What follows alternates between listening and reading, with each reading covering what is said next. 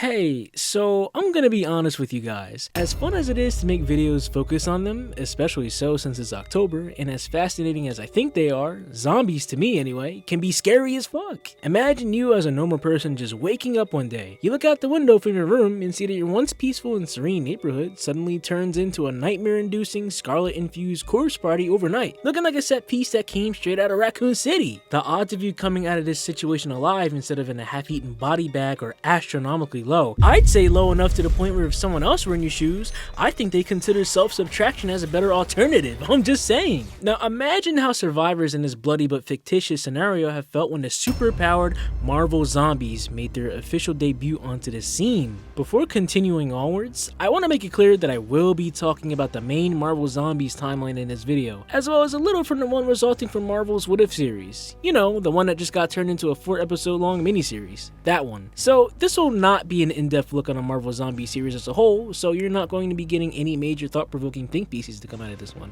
This isn't that kind of video. Instead, for the sake of this video and its intended runtime, I'm just going to be yapping about why I think the Marvel Zombies are absolutely fucking terrifying as a concept. I know you read the title and saw the thumbnail of this video, but I mean, like, come on! Throughout each and every one of the different Marvel Zombies continuities and stories and whatnot, there is one major constant that we can identify through these cannibalistic corpses: their hunger. Once using their powers to either fight for their forces of good or to just cause chaos because they can, when infected with their universe's respective virus, these rotten but ravenous heroes and villains alike have made it their collective goal to use their abilities to feast on the flesh of each and every living being scattered throughout the cosmos. Yes, you heard me correctly while I was running out of breath while saying that.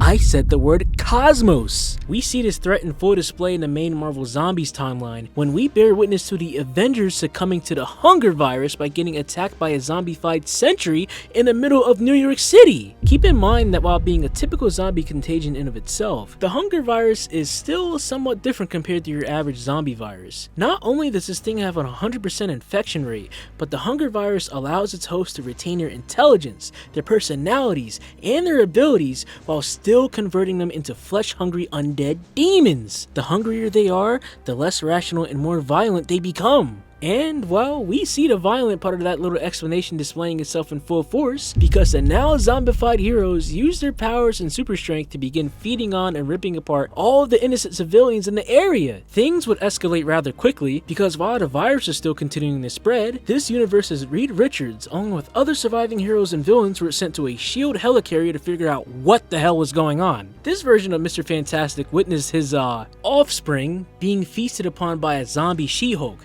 which will understandably leave his mind being broken from, you know, all the trauma. He then became hyper-fixated on how the zombies operated, telling the rest of the Fantastic Four this, and was essentially like, you know what, you see those zombie supers down there? They're the next evolution of humanity. We need to be on that same type of timing too. And forcefully infected his team, which led to him being consumed in turn as well. The zombies infected and scratched off everyone else on the helicarrier like they were lottery tickets. And once the entire planet was consumed within the next 24 hours, they began showcasing their retained intelligence and began cooking up a dimensional teleporter in the Baxter building, so that the superpowered undead can use it to locate and contact neighboring realities so that they can feast upon them. We see Spider-Man, who is funnily enough carrying Ash Williams from the Evil Dead series on his shoulder. Long story, by the way. But our favorite web-slinger became infected by this version of Colonel America after getting bit on the shoulder. He visits Mary Jane and Aunt May to check on them, but the hunger virus then takes over at that very moment and he eats both of them alive. The zombies were able to infect my boy Quicksilver, who used his super speed to travel across the globe, ravaging entire countries before they even realized what was going on by spreading the infection everywhere.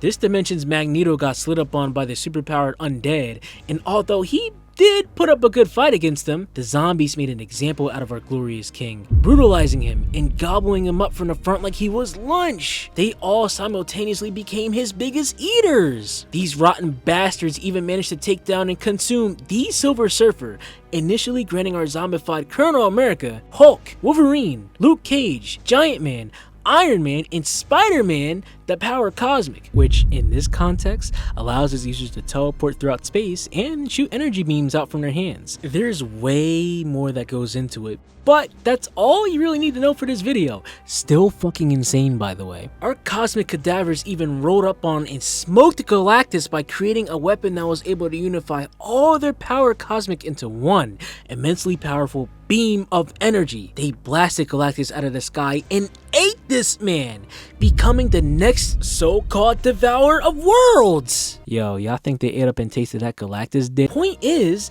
these bastards are insane. How is someone supposed to survive this shit, dog? Oh, wow, whoa. Easy answer, I guess. You're not. Things don't fare any better over in What If zombie scenario, which kinda shifts focus over to the MCU side of things. The virus this time around is a pathogen called the quantum virus, and it functions extremely similarly to the aforementioned hunger virus. Okay, at this point in the video, there are spoilers for the Marvel Zombies TV show because this series is still literally like brand new, so click off now if you haven't watched it yet and are, interested in doing so. Alright? We good?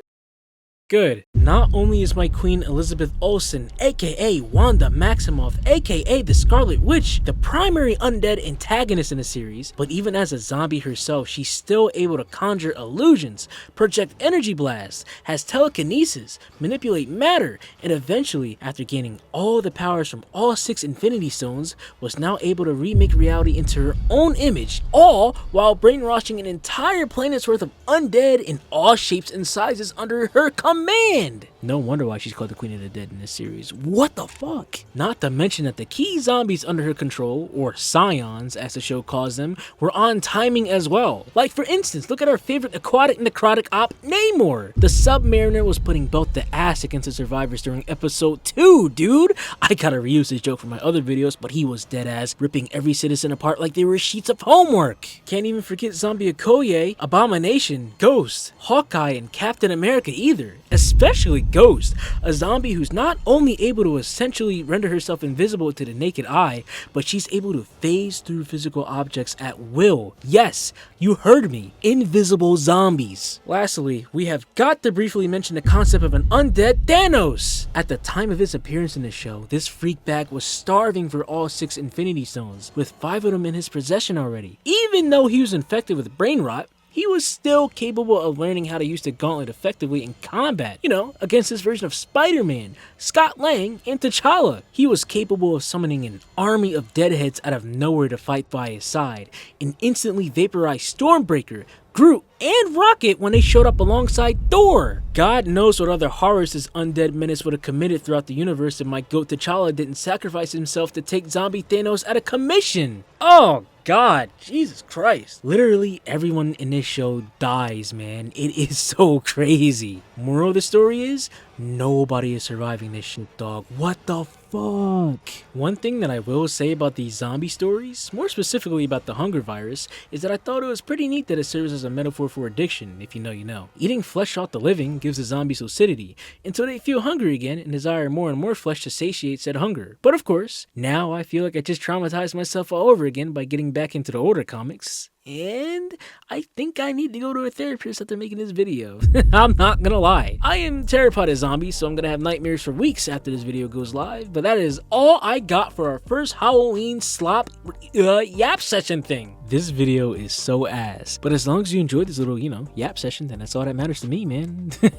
I'm just saying. Leave a like and consider subscribing if you enjoyed this one. Or dislike it if you either hated it or my guts. But in the meantime, I want you to stay safe, stay hydrated, and have a good rest of your day. Peace out.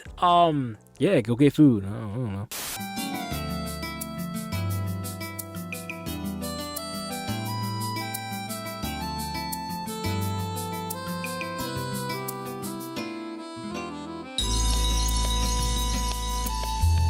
I want